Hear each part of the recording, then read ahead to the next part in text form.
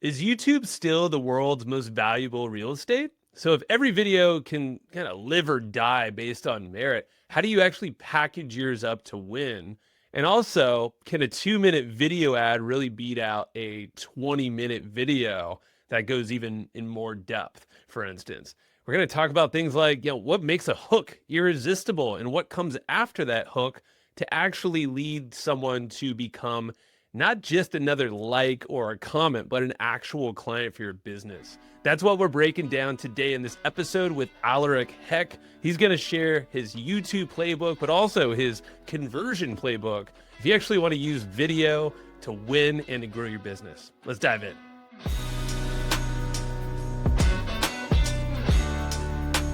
Aleric, we're doing this round two. Man, it's been about a year or so. How you doing?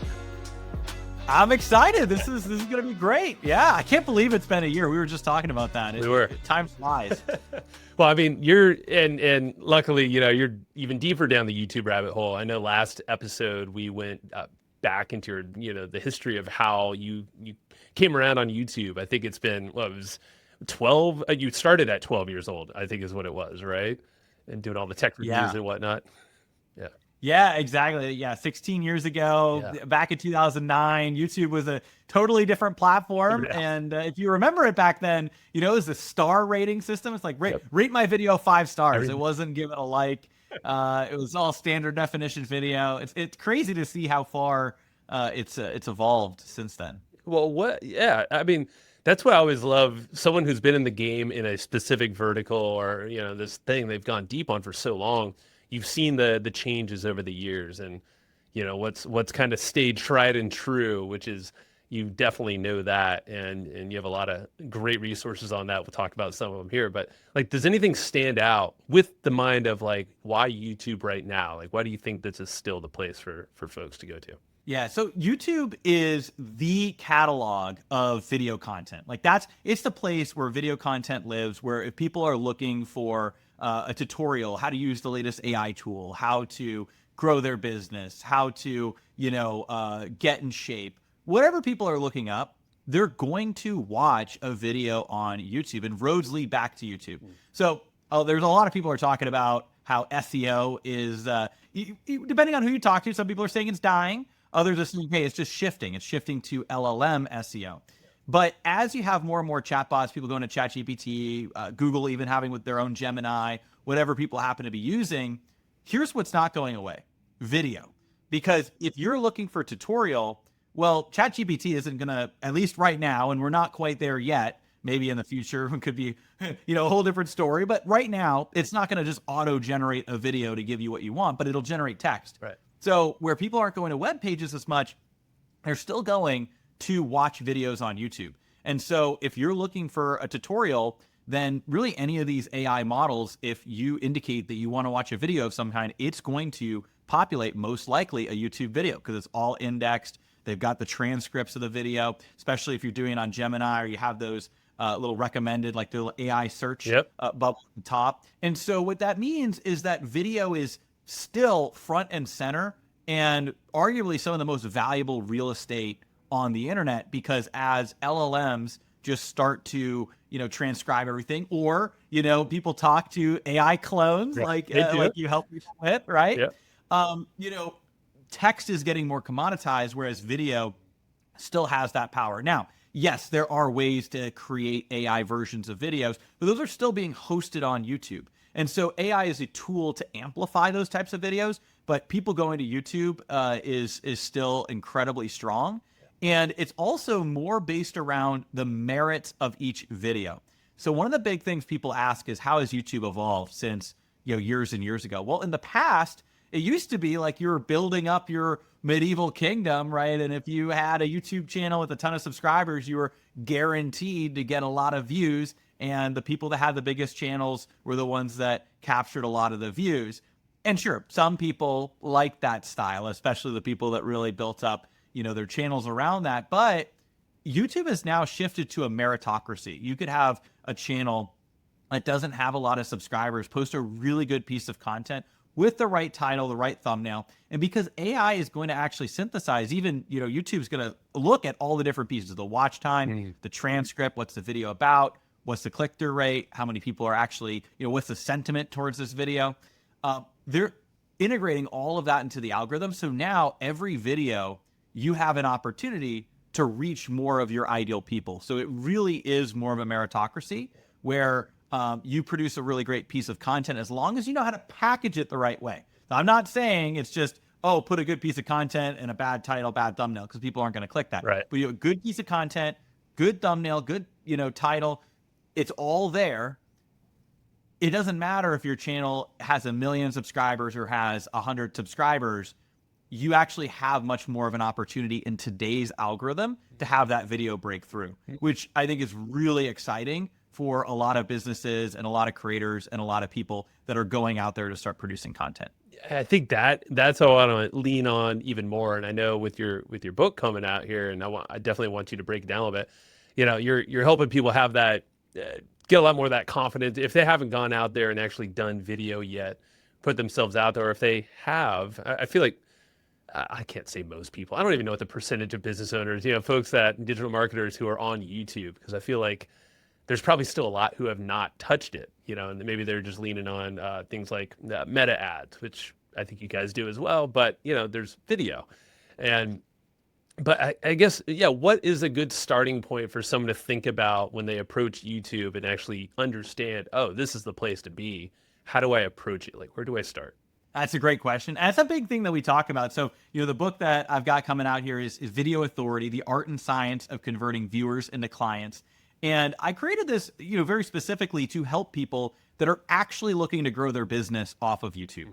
So what this book isn't, is this is not the book on how to go mega viral, build a multi-million subscriber channel as a celebrity on YouTube, as a big influencer. That's not what this book is about. What this book is about is how you can build your business on YouTube, how you can get a lot of great viewership, how you can also run ads, YouTube ads, targeting the right people at the right time. We talked about that. Also, how you could repurpose that content, not just for things like YouTube Shorts, but also other platforms as well. How you can essentially create an entire video ecosystem to turn those viewers that watch your videos into consistent clients. Because the reality is likes don't pay the bills. There's a lot of people that have 1 million subscriber channels, and I know them, that, they're not doing as well as you think they're doing in terms of your revenue, their actual take home. And what we want to talk about is how you can actually craft videos, whether it's organic and it's published on the channel, or ads that are targeting the right people, or really anywhere in between, that are designed to actually convert those viewers into consistent clients. And the big thing that we talk about is the key is to be a video authority. So you don't want to just have content that entertains or gets people excited. What's the difference between somebody who's actually going to be able to turn viewers into clients and somebody that is going to turn viewers into likes, but you can't really take likes to the bank? Well, the difference is whether or not you're an authority in something that you're going to be able to take people off of YouTube to do. Now, this is going to be different, right? So it could be being the preeminent authority in AI clones, right? You now create videos and content, but you are an authority in something, so they're going to be excited about actually working with you, which is very different than, let's say, somebody that's just going out there and using AI clones and making a funny video about that. They could amass maybe even more viewership, and not maybe, actually, they could amass more viewership than you talking about how to build these or how these can be created. But they're not going to be able to drive and command the actual revenue generation that you can do from your channel or your ads as an authority in how to build AI clones. Same thing with me with YouTube ads and video marketing, right? It's very different. And I've even seen this because I have 2 channels. I've got my app review, and now it's AI tech channel, App Find. It's got 600,000 subscribers. I don't produce the content anymore. I have somebody, Justin, he's out in Silicon Valley, produces some of those videos on my behalf. And, it's got over 500,000 subscribers. And then I have my YouTube channel, the Aleric Heck channel, that's got 80,000 subscribers, 83,000 subscribers, something like that. Yeah. That channel, that's me, produces far more revenue. I bet. far more. And especially, even if you don't account the ads, it's still substantially more. But especially if you account the fact that I'm running ads from that channel and the ads generate the vast majority of my business. Then also, of course, there's the organic content. But that channel overall, regardless how you slice, if you just look at people watching the content or if you look at the content plus ads, that's huge. It's massively, many fold times more revenue than my bigger tech channel and AI channel that generates revenue from ad revenue and sponsors and things like that. And the reason for that is I am the authority at something that I can take people off of the platform and turn them into clients. And I've built some of the things I talk about, inside this book. One of the things that I break down, just kind of, I guess, flip through. I was trying to see if I could find one of the areas, but inside the book, I actually break down, here are some of the funnels that you can use, because you're using video at each step of the process. So you could have YouTube ads or your channel, your video channel, your YouTube channel, and that's drawing people in. So they're either going to see an ad that you're targeting from the right people, or they're going to find one of your videos on YouTube. Would that be so like now top of funnel, more or less, like discovery? Yeah, top of funnel. Yeah, exactly. And by the way, that's a flywheel too, because they could see your ad. If they don't take action right away, then you could, get them to watch your channel. And if they're watching your channel, you could retarget them with an ad. So that in of itself creates a loop. But once you get them off platform, so they've seen an ad or your channel, or they've gone back and forth between them, now they actually click the link to go and opt into your funnel. Yeah. Well, we like to run what we call a video conversion funnel. It's our version of a video sales letter or a webinar funnel, but the way that we like to do it is we want it to feel like an extension of YouTube. So let's just use yourself as an example, right? What you could do is pull people off of either a YouTube ad or a YouTube channel, where they're going to learn how, or they're going to discover the benefit of having an AI clone. So it's, learn how you can, have an AI clone, just like these 300 other, people, all the different people that you've supported. And they put in their name, email, possibly phone number. They click go. Now you take them to a video, and this is a 10 to 20 minute long video that we call, video conversion training. So inside the video conversion funnel. And it feels like a YouTube video because it hits all the right notes. It's filmed like a YouTube video. It's got a YouTube video kind of rhythm, but the way that it's actually structured is like a video sales letter or like a webinar, mini webinar, where you're actually, hooking people in, you're telling a story, you're building credibility, you're providing value, but you're talking about the what and the why, not the how. So you're talking about the keys, that they need to learn, right? Some of the classic, marketing things that you can do. And then leading people to then, examples and case studies. And then, all right, let's customize this for you. Let's book a call. Let's see how we can support you. And then you could lead that right into a book a call funnel.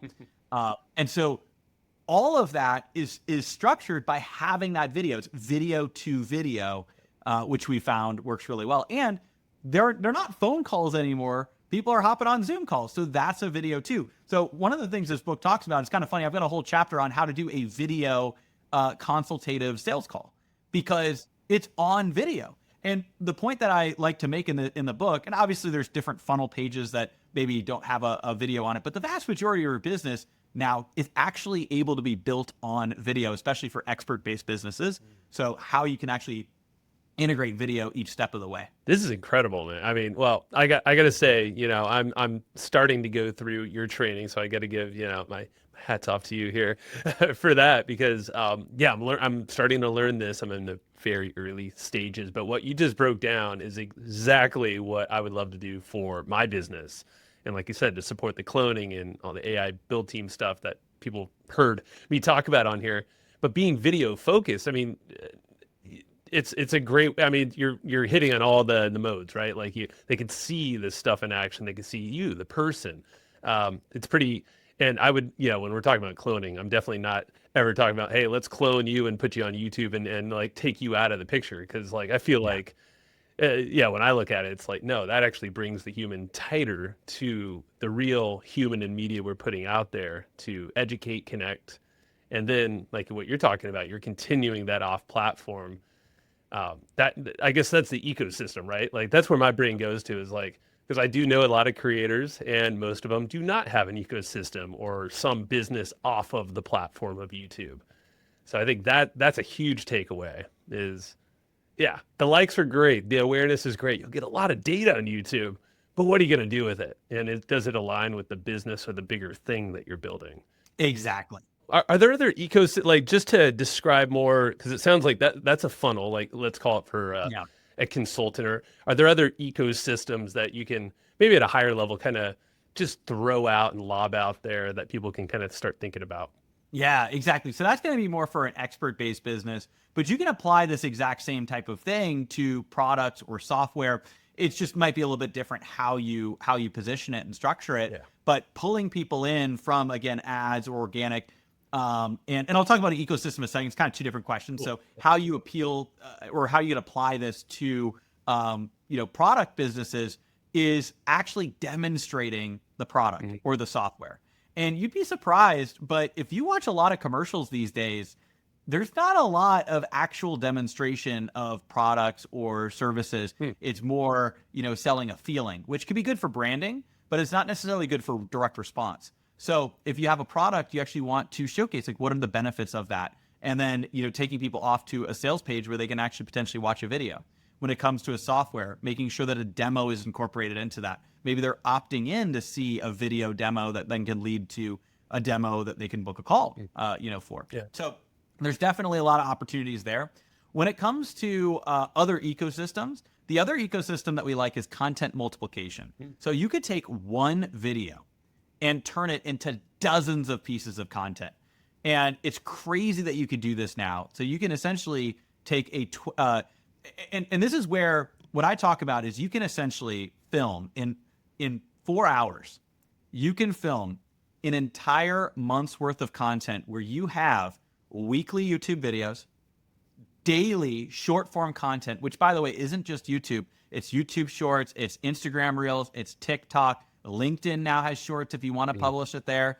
And Facebook also. By the way, Facebook's Reels.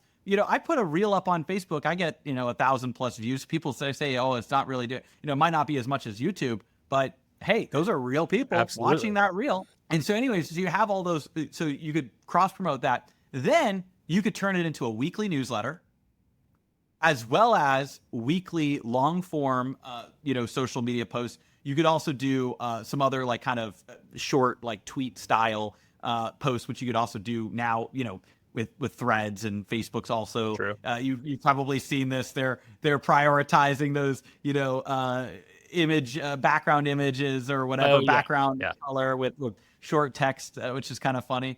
And so essentially, you can do dozens of pieces of content from just one core content. And then you can film that 10 to 15 minute YouTube video in about an hour. So if you want one of those per week, you can film those in half a day. And so you can have an entire content strategy that takes you half a day to film. And it's mostly AI and, a VA or somebody on your team that can go and put all of these different pieces together, right? You could have Yep. a virtual assistant and empowered by AI and some select tools. And there you go. You can now repurpose all of that content on every platform and have a full content distribution strategy that creates an ecosystem where on organic, you're everywhere. We talked about omnipresent retargeting too with ads. You want to be everywhere as well. So there's ways to create ads that can be cross-platform on all kinds of different platforms. But you can do that both on organic and with your ads. And I'm happy you said that, because the whole omnipresence. This is what, I've preached this a lot in the past. With podcast, you could do it this way too, and that's how it splits into. But I really like what you're saying, like specifically for YouTube, because that's kind of that. I'll just say that's a personal shift I'm making. Is I have a great system for the podcast, and to get this kind of omnipresent and split out, teams doing it with some tools like Opus Clip and Cast Magic is an. Are there other tools, like just without going deep, but like what are some of your favorites? I know these might change, but Yeah, so Opus Clip is really great for grabbing those, and like you said, there's other ones that you can use there too. But that's our favorite that we use to clip the content. And then I love Claude for writing content. So one really good playbook that I have is you can do a really good job with Claude to train it on projects of past writing styles. So for instance, my newsletter, my Marketing Minds newsletter, I spent over a year not handwriting, but like hand typing, my newsletter without AI for over a year, and now I have 50 plus samples. So I take those and I put them into a Claude project, and then now what I can do is every time I publish a YouTube video, I can have my virtual assistant take the YouTube video transcript, upload it into Claude, which is trained on 50 plus examples in a specific project. Here's my newsletter. All right, here's a transcript of my video and everything that I shared. Here are all the newsletter examples. Yep. Using only the information I share here without, adding other bits and hallucinating, right? This is kind of prompted, yep.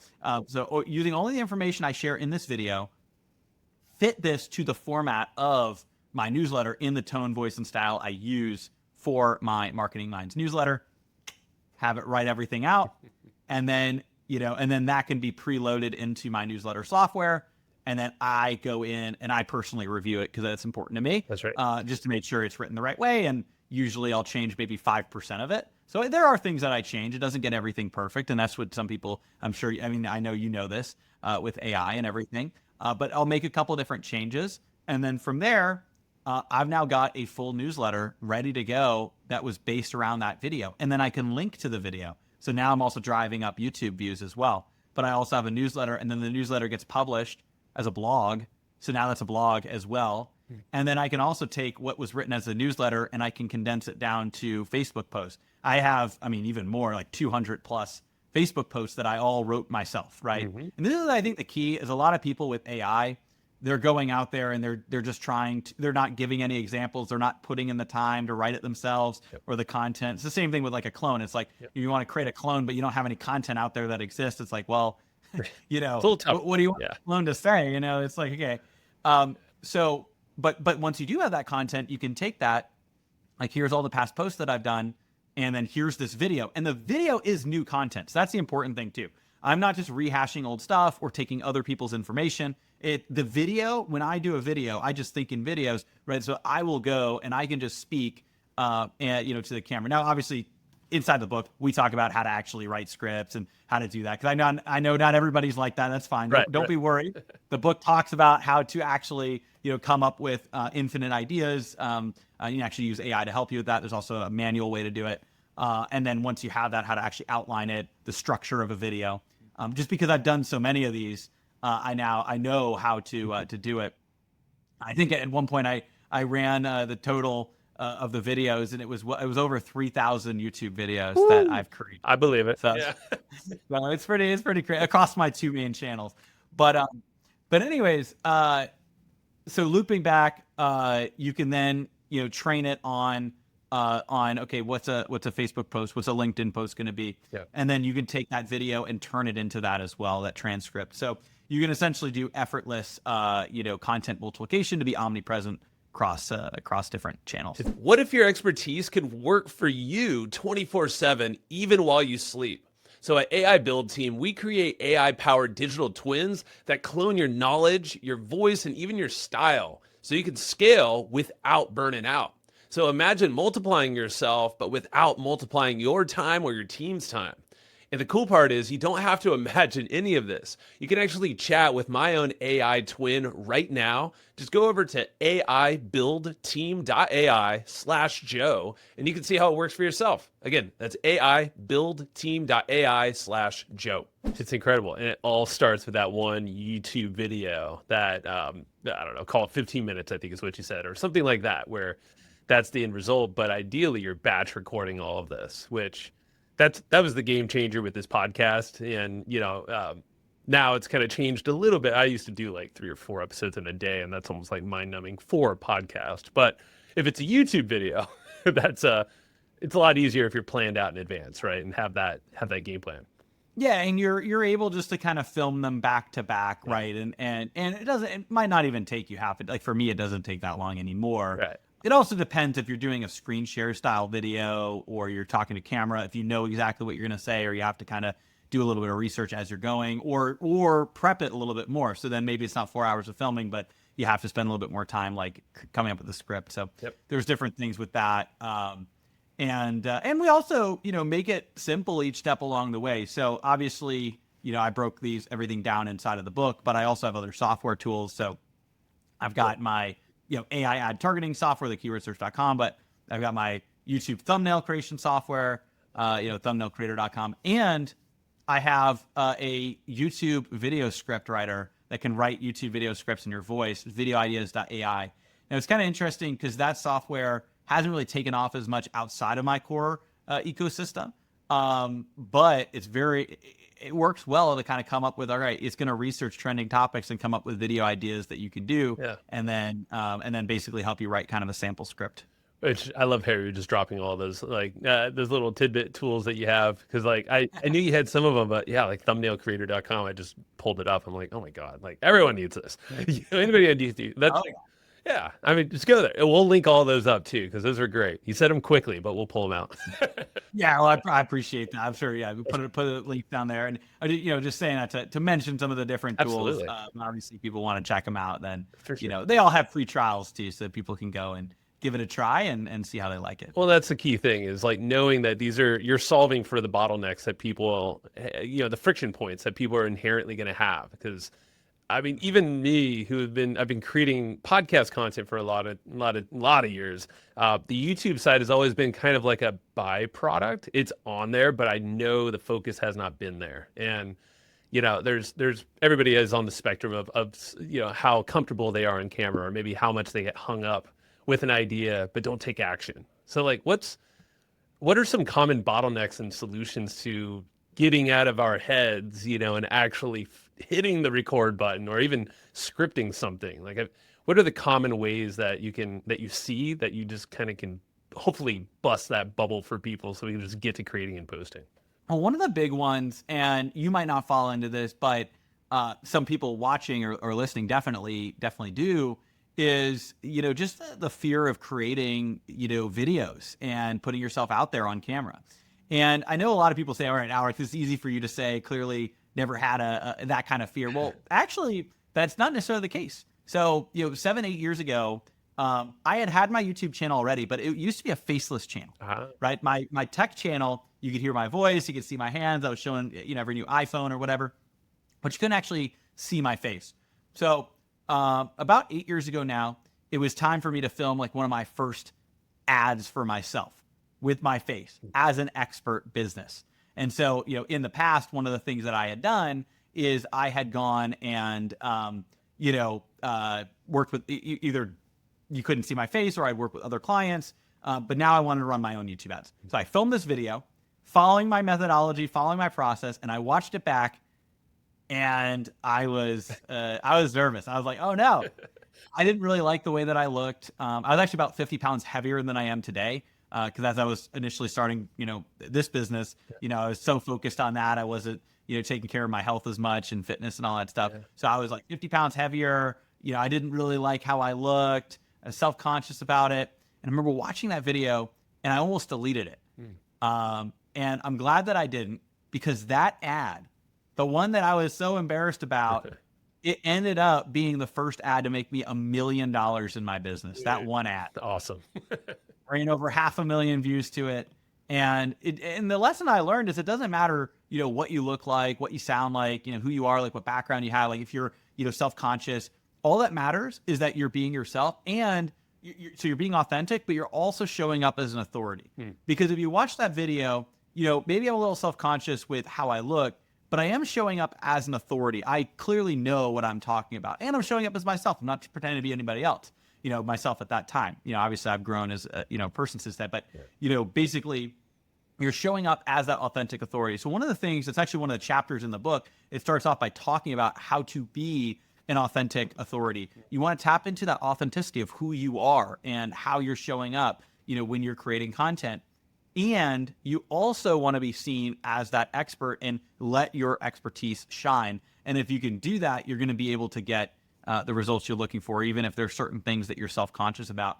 One other technique, there's actually a few little techniques that you can use to break a fear of being on camera. So one is just realizing that you're on camera all the time. I know. I was going to say. You hop on Zoom calls, FaceTime calls, all kinds. All of those things, you are on camera, and you don't feel any kind of nervousness when you're doing that, and that's because you're going and you're used to it. You're used to being on Zoom. You're used to being on FaceTime. So the second tip is to speak like you're talking to somebody on Zoom or FaceTime, like you're talking to a close friend. And that way your passion can shine through. It's like you're filming the video for them, not anybody else. Don't think about different other people that might be watching. Just think about, as if it was a friend that's going to be the only person that watches this. And the way you can do that is you get to decide. The third piece is you could delete the video. That's true. We have control. Have to see it. You have control. And so if you understand those three things, and this is something that we teach, our clients, is also something that I talk about in the book. And I've had people say, thank you for this. Like, even though it sounds like it's simple, sometimes you got to think about, break it down. When you think about it that way, that you're already on video, you can film it as if you're talking to somebody specific, and you're in control as to whether anybody ever sees that video. It depressurizes you filming a video, which means you're going to film a better video, which means that you don't need to delete it, like how I didn't delete mine, and you can go and publish it. Or you film a couple versions, right? Again, maybe you do delete that one, but you film another variation. I love it, man. And this is, I think the takeaway. There's a couple things. So I used to coach myself through this back in the day when I was starting, and this is like 15 years ago with like flip cams and stuff. I remember, like just make the red light my friend. I'm just talking to my buddy, and it's not so much red lights. I guess we're on Riverside, and I see a red light here. So, but the fact is, you take the pressure off yourself. Like that's the thing. Is like it doesn't have to be pressure, especially if you are rooted in your own authenticity and what you are the best in the world at. Whatever your superpower is, talk from that place. And sometimes that word might feel woo-woo to some people. Are like, what does it mean to be authentic? But literally, if you think about it, every aspect of life, if you walk into a room and if you are yourself and you don't care about what other people are really thinking about you, you're good. You're living the good life. So it's, and this almost is like, for anyone who might be hesitant or feel some friction here, it's almost like therapy in a way. Just start recording videos and watch back. Maybe don't analyze it, but if you're feeling like, I said some pretty good, smart stuff here, post it. Get it out there. Go share it. Get some feedback. Maybe don't listen to all the feedback. Just keep posting. But and I'm thinking of like on the paid ad side because we haven't really talked too much there. And I know you have a whole, in the book I know touches on it. You have all the training and awesome YouTube channel. Definitely go follow Aleric on YouTube as well, and we'll give links to the book and everything. Are there any strategies? Like in terms of like the batching, for instance, all that content, are they the same videos in the ads, or is it like a full different kind of approach? And there's a whole scripting process. It's a different approach, and we can touch on it pretty quickly. Okay. So really, I can actually break down the framework. At one point, I was challenged to break this down in like 3 minutes, and I was able to do it. Okay. So we can challenge. So basically, start the clock. So the strategy on the YouTube side there's two pieces. There's the actual ad, and then there's the targeting. And the ad is a little different than a YouTube video because it's a little bit shorter. It's 2 to 3 minutes long versus a YouTube video might be anywhere from 8 to 15 minutes long, or some go a little bit longer. And so with the ad, you want it to be hook, educate, call to action. The hook pulls people in. You provide value. You educate them. You actually give them value in the ad. We call it a value ad because that's what makes your ad stand out from everybody else's. Most people are, hey, do you have this problem? Okay, we'll go buy my thing, or go book a call, or go sign up for my training.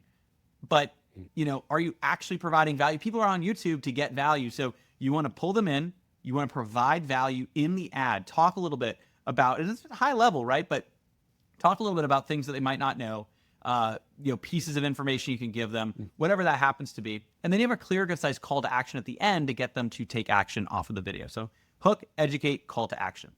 Then when it comes to the targeting, it all comes down to this: reaching the right person at the right time with the right message. You've already got the message in the ad, so now we got to reach the right person at the right time.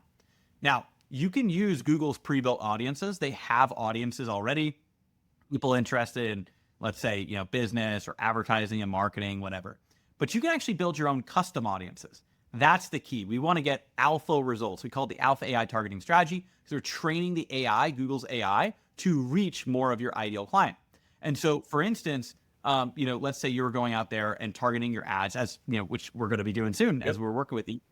So for people looking to build AI clones or learn about AI clones, So instead of relying on Google's existing audiences, which I can tell you, they don't have one that's just interested in AI I wouldn't clones. think so. What you can do is you can build one.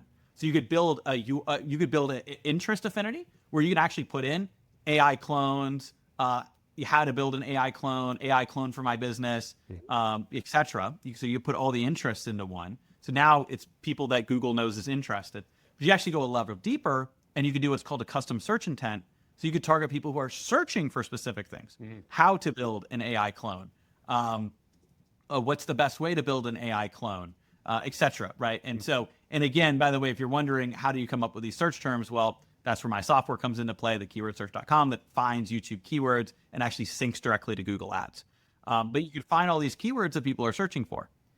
And then you also have URL affinity audiences. This is based on what websites people are going to. So they're already going to sites kind of related to that. Then you could target those people the next time that they're on YouTube. So you now have multiple different ways. And there's a few others, but those are the main ones. And so now you're building those custom audiences to reach the right people. You're training the algorithm. So hook, educate, call to action, and then a custom audience in the alpha AI targeting. That is the formula for YouTube ads. Of course, we break it down, and we have more timeless principles in the book. And then the book has resources that go to more, tactical things as well that come along with it. Well, let's give people and thank you for breaking that down. I think that was under 3 minutes. I wasn't counting, Okay, great. but it felt about right. That was Around there. yeah. I want to shout out the book, just how folks can get to it. So videoauthoritybook.com. Go there. I know it's going to be released depending on when this episode, it might be live, it might not be, but either way, that'll get you there, right? Videoauthoritybook.com. Exactly. Videoauthoritybook.com. And I've been working on this for the last 3 years. Whoa. So it's got step-by-step. And you can actually see it's got actual action plans. So it's got the visuals and everything too. So it's all right, here's your video conversion training. Here's all the different pieces. And then it also, afterwards, after each chapter, it's got the step-by-step guide of what you learned in the chapter to actually take action. Cool. Because that's what I like out of a book. It doesn't just teach you. It also says, all right, here's what you should actually do to put this into action. Here's a little visual of what it'll look like. I love it. And I love it that it's set in principles. And that's like what we were talking about here. What I try to do with this show is, let's talk about AI, some of the cool whiz-bang stuff that's coming out, but we know stuff's going to change, but there are principles that we should be definitely living by and studying. And I mean, the fact that you've been working on this for 3 years, and I trust you, and I've seen the material you put out there, in the private members area, I'm like, oh my gosh, like you've done your homework in every which way. So I appreciate you breaking this down and making it digestible, at least here. And definitely, if you're any at all interested in YouTube, and you should be, of course, that's your man here, Aleric, and go get his book. What's just to kind of wrap it up here? What's the thing that hangs you up now when it comes to like video? Do you have any friction points of your own? And second part of that, maybe how do you get past there? But also, what are you interested in? Like, what are you excited about in the coming year or two, let's say, in general? That's a good point. I think the biggest friction point for me is time, in that I have a lot of things that I'm focused on and doing, and I'm speaking all over the country, and I'm, also running my business, and I'm also creating my content. And I don't have as much time as I once did years ago to create all the content that I want to create. But AI could potentially help that be even better. But I also think that there's a human element of connecting with people that's really valuable on video. So with AI, there's AI ad hooks. We're finding that works really well, especially at the beginning of a video. So the first 8 seconds as an ad, especially on an ad. So not necessarily a regular video, but an ad that can hook people in, and then you draw them into the rest of the video, which might be more of a standard YouTube video. So we're finding that works quite well, or standard YouTube ad, I mean to say. Yeah. And that works quite well with the AI side. And then when it comes to handling some of the bottleneck stuff, I think I'm actually working right now on a new process for creating and publishing content more rapidly. So cool. That's in the works, and we'll probably be ramping up through the rest of this year, but especially going into next year. Well, that sounds pretty exciting too. So yes. Do you see just to really end on this thing, like YouTube and where it's headed? Because, we have things like AI video clones now, and you see, social networks starting to make that a lot easier to create those, and kind of replace the human. Like, do you have any fears or I guess or opportunities with kind of this new tech maybe integrating into YouTube, or do you just have any kind of perspectives there in the coming, let's say, year, because things are rapidly moving? What I would say is I think people are still going to want to connect directly with people. But I think that AI is just going to be another tool that you can use to more rapidly create what you want to create. So it's really interesting with ads. What we're seeing is the best performing ads aren't ads that are just AI, but they're also not just normal. They're now AI ad hooks. So the first 8 seconds, like I was sharing, and then followed by a more standard, human ad. And I think that kind of speaks to where we're going is the hybrid model of AI being a piece of it, but not being all of it is going to be valuable when it comes to video. I could see that because people are just, yeah, we'll just see it everywhere, honestly, and it's kind of hard to distinguish in some cases, for better or for worse. But yeah, I like that, and probably rapid testing of hooks and whatnot can be done once you kind of dial in what you're doing already. But Exactly. awesome, man. Well, this is great. I know you're a wealth of information, and appreciate you for being so open and coming back. Again, go get videoauthoritybook.com. That's the new book, and that'll take you to all the right spots. So, Aleric, thank you, my man. Appreciate you. Thanks so much, Joe. I appreciate it.